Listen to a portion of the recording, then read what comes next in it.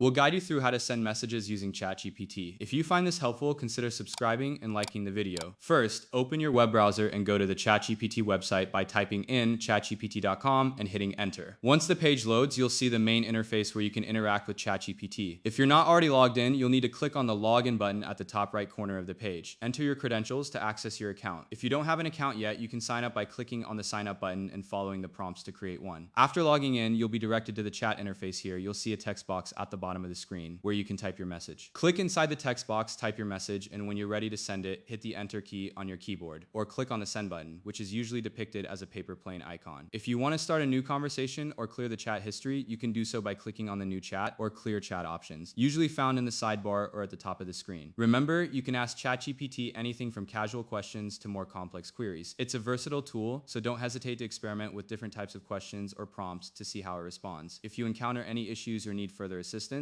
most platforms like this have a help or support section, often accessible from the same menu where you logged in. Don't forget to subscribe and comment if this helped you out.